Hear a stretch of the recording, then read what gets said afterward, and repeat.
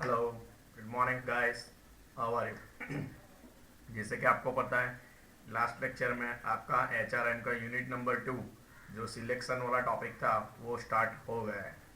Okay, अभी उसमें first topic मैंने आपको डोंट बाय बैड एप्पल्स ऐसा जो स्लोगन था उसको एक्सप्लेन करने का 2.5 मार्क का मैंने आपको डिटेलिंग समझाई। और सिलेक्शन की डेफिनेशन देख ली, सिलेक्शन का इंट्रोडक्शन देख लिया। मीन्स सिलेक्शन के टॉपिक को जो कॉन्सेप्चुअली क्लियर करने का टॉपिक था वो मैंने आपको एग्जैक्टली समझा दिया है। ओके, वही टॉपिक को कंटिन्यू करते हैं और आज से यहाँ से मोस्ट इम्पोर्टेंट क्वेश्चन स्टार्ट होगा आपका।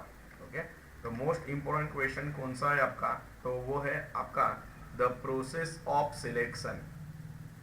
कौन सा टॉपिक है? Process of selection. एक चीज माइंड में ध्यान ध्यान रखना है आपको, कि माइंड में क्लियर रखना है आपको कि प्रोसेस है दैट मीन्स आपको कंपलसरी पॉइंट की सीक्वेंस एज इट इज रखनी पड़ेगी। मीन्स पॉइंटनी सीक्वेंस તમે चेंज કરી શકો नहीं। दूसरे जो भी क्वेश्चंस थे उसमें प्रोसेस के अलावा जितने भी पॉइंट है उसको सफल आप कर सकते हो। मीन्स फर्स्ट पॉइंट को लास्ट में भी लिख सकते हो, लास्ट को फर्स्ट में भी लिख सकते हो। बट यहाँ पे प्रोसेस वाला कोई भी टॉपिक होगा उसमें आप पॉइंट की सीक्वेंस चेंज करोगे नहीं, कर सकोगे ही नहीं। क्यों? प्रोसेस ही ब्रेक हो जाएगी, तो प्रोसेस दिखेगी नहीं। अगर आपने पॉइंट की सीक्वेंस चेंज कर दी तो उसकी प्रोसेस ही नहीं दिखेगी। हो रहा है क्लियर? मिस पॉइंट में क्वेश्चन आंसर में आपको प्रोसेस के जो भी पॉइंट है वो एज इट इज उसके सीक्वेंस के अकॉर्डिंगली लिखने हैं। होगा क्लियर? चलो ध्यान रखना, पहले प्रोसेस की थोड़ी इंट्रोडक्शन समझ लेते हैं। ध्यान रखना, selection is usually a series of hurdles और series of steps.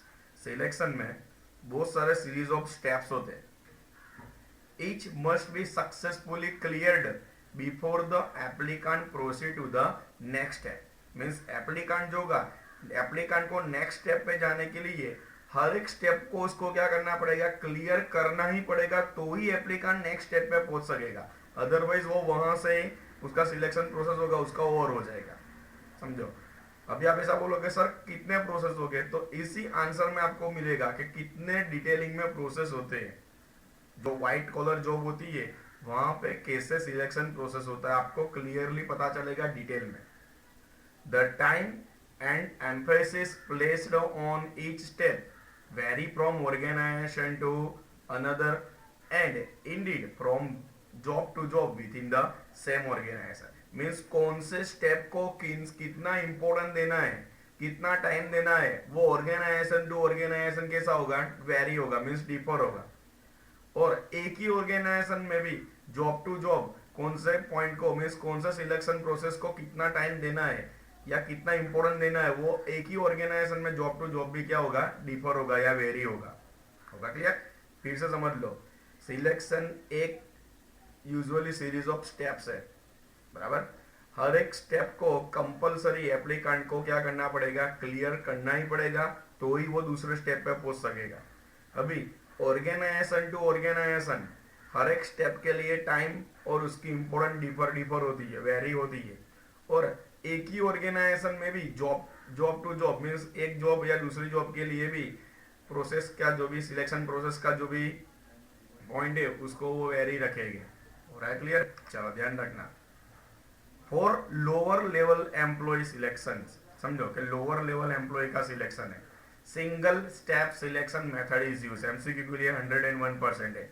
Lower level employee की सिलेक्शन करनी है तो single step selection method use होगी। कौन सी? सिंगल स्टेप मीन्स एक ही स्टेप आएगा लोअर लेवल के लिए। चलो ये स्टेप क्लियर होगा, आपको जॉब मिल जाएगी। Okay but for higher level employee selection, higher level employees का सिलेक्शन है, multiple step selection method is use.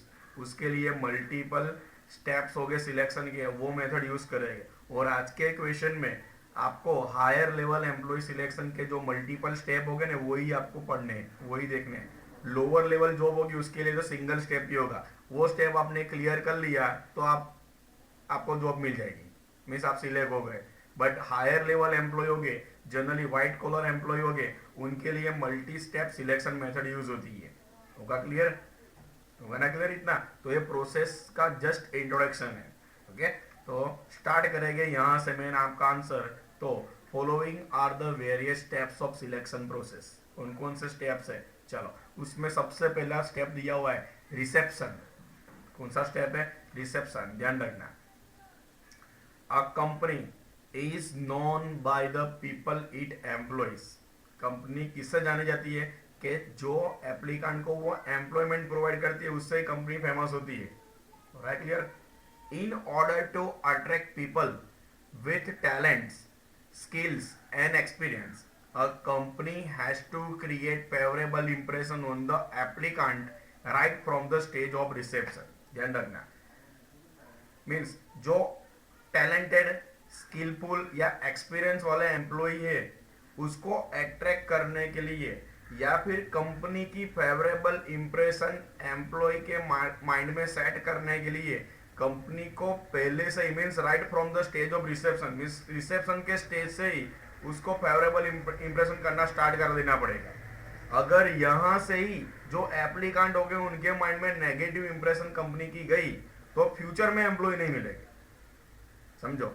Means जो टैलेंट, जो स्किल, जो एक्सपीरियंस वाले एम्प्लॉय आपके वहां है उसके माइंड में आप रिसेप्शन स्टेज से फेवरेबल इंप्रेशन क्रिएट करोगे।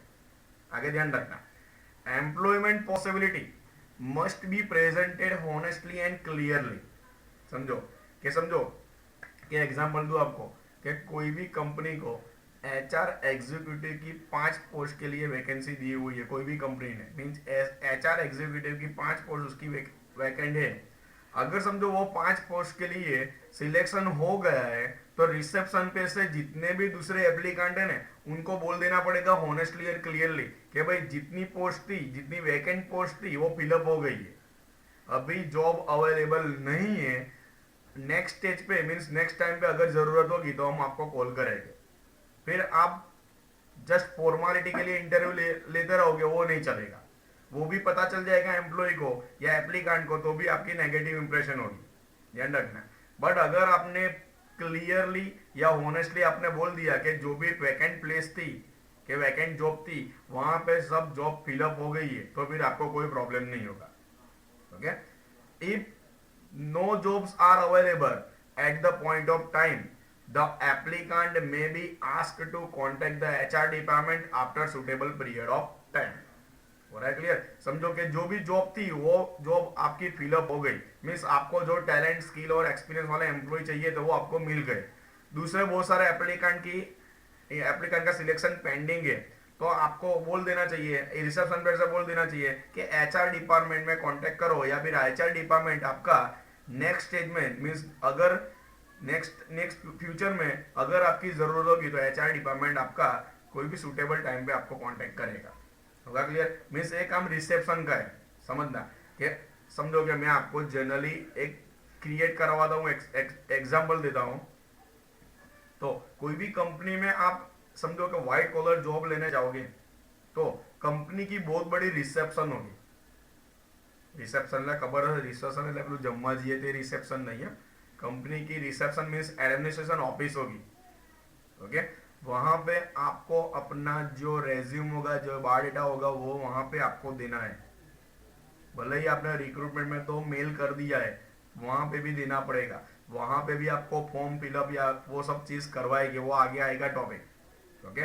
समझो कि कोई भी कंपनी में कोई भी पोस्ट के लिए इंटरव्यू के लिए जॉब सिलेक्शन करना चाहती थी कंपनी, उसकी वो वैकेंट पोस्ट फिलअप हो गई तो रिसेप्शन पे से ही आपको बोल देंगे ऑनेस्टली और क्लियरली कि भाई जो जॉब के लिए हमने इंटरव्यू रखे थे वो जॉब, वैकेंट जॉब अब फिलअप हो गई है, नेक्स्ट टाइम पे अगर जरूरत होगी तो हम आपको बुलाएंगे।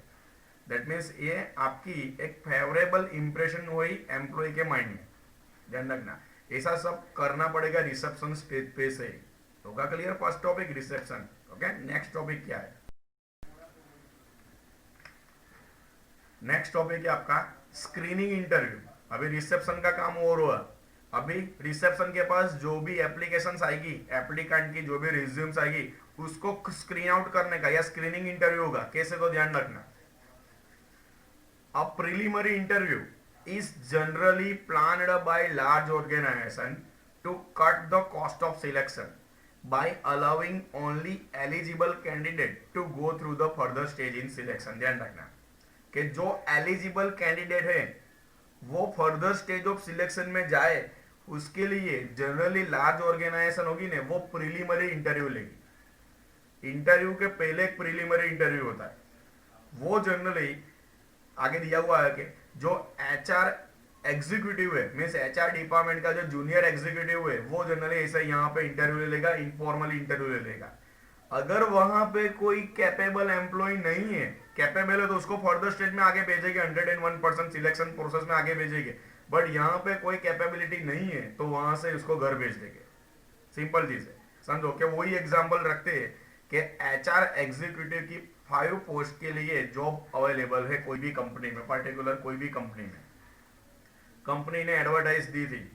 ओके, अभी रिक्रूटमेंट भी हो गया है, तो अभी सिंपल चीज है, रिसेप्शन पे बहुत सारे 5 ही पोस्ट के लिए वैकेंट है, बट कंपनी ने क्राइटेरिया डिसाइड किए थे, भाई एमबीए एचआर या फिर एमएचआरएम करने वाला कोई चाहिए, समझो। तो उसके सामने बहुत सारे बीकॉम वाले एम्प्लॉय ने, बीकॉम वाले एप्लीकेंट ने भी एप्लीकेशन करी होगी, तो उसको वहां से ही भेज देंगे प्रीलिमिनरी इंटरव्यू से ही कि भाई आप कैपेबल नहीं हो। कैपेबल दैट मीन्स क्या, कि कंपनी के क्राइटेरिया है ना, उसके अकॉर्डिंग आप फिट नहीं हो, मीन्स आपको यहाँ से घर जाना पड़ेगा। समझना, आगे देखो क्या है। A junior executive from the HR department may get responses from applicant on important item determining the suitability of applicant for a job such as age, education, aptitude, location, choice, etc. This courtesy interview, as it is often called, help the department screen out the obvious misfit। ध्यान रखना, company ने हर एक job के लिए, जैसे मैंने कल आपको बोला था, कंपनी ने हर एक जॉब के लिए एज क्राइटेरिया, एजुकेशन का criteria, aptitude criteria, location criteria और चॉइस क्राइटेरिया डिसाइड करे हुए होंगे। तो उसके क्राइटेरिया के अकॉर्डिंगली एप्लीकेंट की एप्लीकेशन है कि नहीं, तो उसको स्क्रीन आउट करना, मीन्स उसका प्रीलिमिनरी इंटरव्यू लेना का काम होगा a junior executive from HR department. HR administration होगा, वो तो सिलेक्शन प्रोसेस में आगे बैठेगा। यहाँ पे आपका प्रीलिमिनरी इंटरव्यू होगा, मीन्स यहाँ पे इंटरव्यू होना स्टार्ट हो रहा है आपका।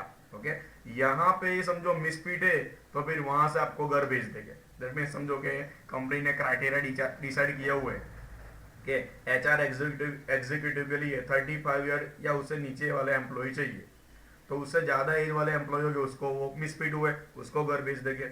एजुकेशन क्राइटेरिया डिसाइड किया हुआ है, एजुकेशन क्राइटेरिया डेट मीन्स क्या कि भाई एमबीए विद एचआरएम चाहिए, बीकॉम विद एचआरएम चाहिए, वो क्राइटेरिया डिसाइड किया होगा, होता है कंपनी, हर एक कंपनी के क्राइटेरिया डिफर होते हैं। तो उस क्राइटेरिया के अकॉर्डिंगली किसी के पास क्वालिफिकेशन नहीं हुई तो वो भी स्पीड हुआ तो उसको घर भेज देंगे। एप्टीट्यूड मीन्स एप्टीट्यूड એટલે ગુણધર્મો, एम्प्लॉय ना गुणों, एम्प्लॉय के पास कुछ ना कुछ एक्सपेक्टेशन होती है कंपनी की एप्लीकेंट के पास, वो अगर होगी तो उसको आगे भेजेंगे। लोकेशन, समझो कि कंपनी एक या उसके ज्यादा लोकेशन पे काम करती है, बड़ौदा में इंटरव्यू चल रहा है बट अहमदाबाद लोकेशन के लिए जॉब है, तो क्या एम्प्लॉय काम करना चाहता है कि नहीं अहमदाबाद में? अगर ना होगा तो फिर वो मिसफिट हुआ, उसको घर भेज देंगे। चॉइस मीन्स क्या कि कौन सी जॉब के लिए, HR executive, HR administration, HR head, ऐसी बहुत सारी एचआर डिपार्टमेंट में भी वेराइटी टाइप्स ऑफ जॉब होती है। समझो कि बहुत सीनियर एम्प्लॉय है, 50 ईयर्स एज है, उसका 20 ईयर एक्सपीरियंस है, तो सिंपल चीज है वो एचआर एग्जीक्यूटिव के लिए तो इंटरव्यू नहीं देगा, तो वो वहां पे चॉइस उसकी हाई है तो फिर उसको भी घर भेज देंगे। क्यों? वो कंपनी के क्राइटेरिया के अकॉर्डिंगली ऑब्वियस मिसफिट है, तो उसको यहाँ पे से प्रीलिमिनरी इंटरव्यू से ही घर भेज देंगे। उससे क्या होगा कि कंपनी की जो सिलेक्शन कॉस्ट होगी ना, वो सिलेक्शन कॉस्ट कम हो जाएगी, और कंपनी का सिलेक्शन टाइम होगा ना, वो सिलेक्शन टाइम भी क्या होगा वेस्ट होना कम हो जाएगा। होगा क्लियर? मींस फर्स्ट स्टेप है रिसेप्शन। रिसेप्शन पे variety types of application gather की एम्प्लॉय ने, एप्लीकेंट की।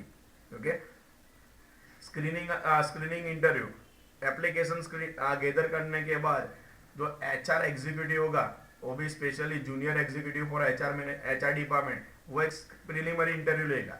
और प्रीलिमिनरी इंटरव्यू के लिए कंपनी ने एज, एजुकेशन, एप्टीट्यूड, लोकेशन और चॉइस वो डिसाइड करे होंगे। ओके, अगर उसमें से कोई भी मिसफिट है तो वहां से ही उसको घर भेज देंगे, जिससे कंपनी की सिलेक्शन कॉस्ट जो होगी वो क्या होगी, डाउन होगी। होगा क्लियर? चलो नेक्स्ट टॉपिक कौन सा है? नेक्स्ट टॉपिक है एप्लीकेशन ब्लैंक। कौन सा है टॉपिक? एप्लीकेशन ब्लैंक मीन्स क्या, ध्यान रखना। एप्लीकेशन ब्लैंक और form is one of the most common method used to collect information on various aspects of applicants academic, social, demographic, work related background and references. It is a brief history sheet of an employee's background. ध्यान रखना, इधर से आपको पता चलेगा it is a brief history sheet of employees background.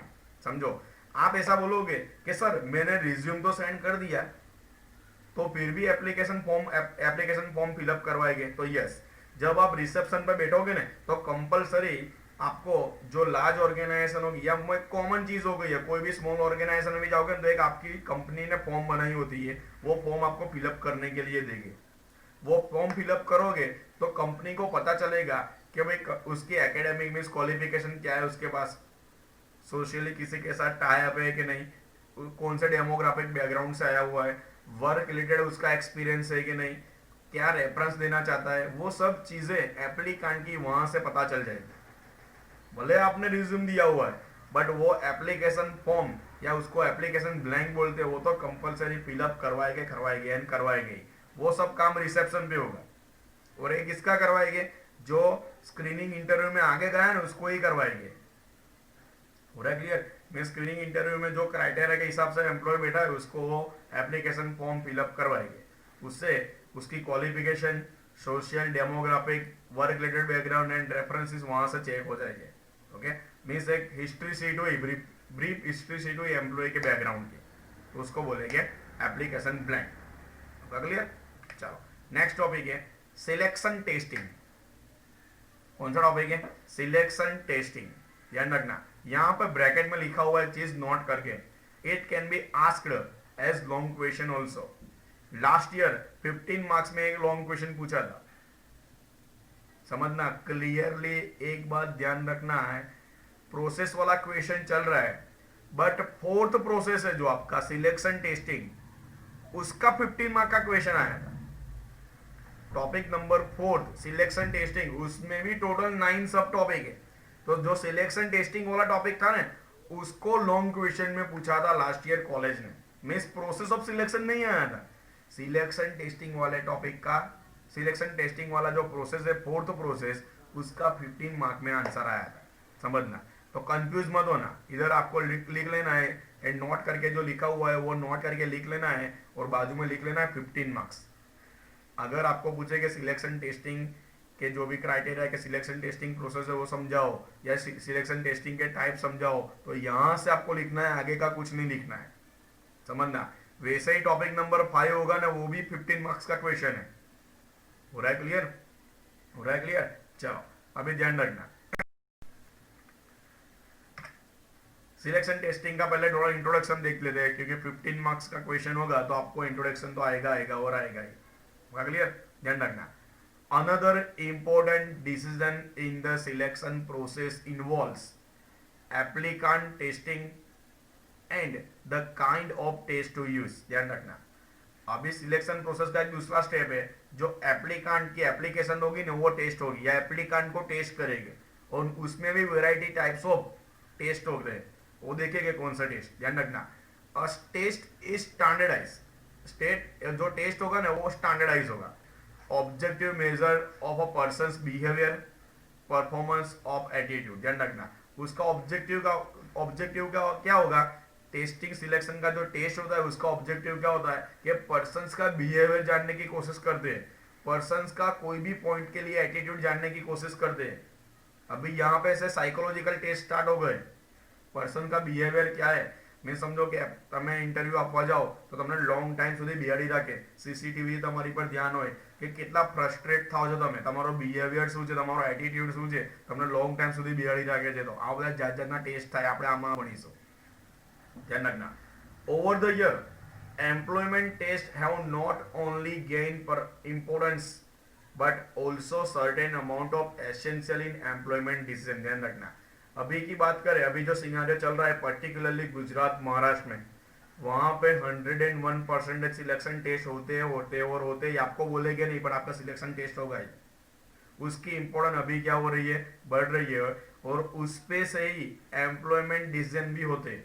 अगर आपकी performance, behaviour या फिर आपका एटीट्यूड अच्छा नहीं होगा तो यहाँ से भी आपको घर पे भेज देते हैं, भले ही ना कोई भी क्वालिफिकेशन हो आपकी। समझना, they try to determine how well an applicants meet job requirement. Most companies do not hesitate to invest their time and money in the selection testing in a big way. Some of the commonly used employment tests may be stated thus, ध्यान रखना, they try to determine how well an applicants meet job requirement। Selection test से पता चलेगा कि जो applicant है वो job की रिक्वायरमेंट के अकॉर्डिंगली कितना मैच कर रहा है। और बहुत सारी कंपनी अभी हेजिटेट नहीं होती है, किसके लिए, कि सिलेक्शन टेस्ट के लिए वो अपना टाइम इन्वेस्ट करती है, अपनी मनी भी इन्वेस्ट करती है। क्यों, उससे उसका कुछ ना कुछ उसको कुछ ना कुछ पॉजिटिव मिलने वाला है। इसके लिए अभी एम्प्लॉय के लिए सिलेक्शन टेस्ट कंपलसरी हो गया है, ध्यान रखना। फिर से एक बार समझाता हूँ आपको। सिलेक्शन टेस्टिंग वाला टॉपिक आपको 15 मार्क्स में आ सकता है। ओके, ध्यान रखना उसका introduction. Another important decision in the selection process involves applicant testing and kind of the test to use. A test is standardized, test standardise होगा। उससे कौन से ऑब्जेक्टिव के लिए टेस्ट करते हैं, तो persons behaviour and performance attitude के लिए जनरली दो ऑब्जेक्टिव के लिए सिलेक्शन टेस्टिंग होता है। Clear. Over the years employment test have not only gain important but also certain amount of essential employment decision। अभी एम्प्लॉयमेंट टेस्ट की या सिलेक्शन टेस्ट की इम्पोर्टेंट इंक्रीज हो रही है, उससे ही एम्प्लॉयमेंट डिसीजन लेते हैं company generally. And they try to determine how well an applicant meets job requirements. Most company do not hesitate to invest their time and money in selection testing in a big way. Clear. बहुत सारी company है, और generally India की और specifically Gujarat और महाराष्ट्र की जो large scale company है वो तो 101% सिलेक्शन टेस्ट लेगी और लेगी। वो अपना टाइम इन्वेस्ट करेगी सिलेक्शन टेस्ट के पीछे, और सिलेक्शन टेस्ट के पीछे मनी भी इन्वेस्ट करेगी, क्योंकि यहाँ पे टाइम भी वेस्ट होगा और मनी भी लगेगी। ओके। और बहुत सारे कॉमनली एम्प्लॉयमेंट टेस्ट या सिलेक्शन टेस्ट के बहुत सारे टॉपिक है, वो कल मैं आपको समझाऊंगा। इतना क्वेश्चन आपका प्रोसेस वाला ही है, होगा क्लियर। चलो मिलते हैं कल सिलेक्शन टेस्ट के जो भी टॉपिक है उसको लेके। कौन कौन से टाइप के सिलेक्शन टेस्ट होते हैं वो मैं कल आपको समझाऊंगा। Okay, bye, till then.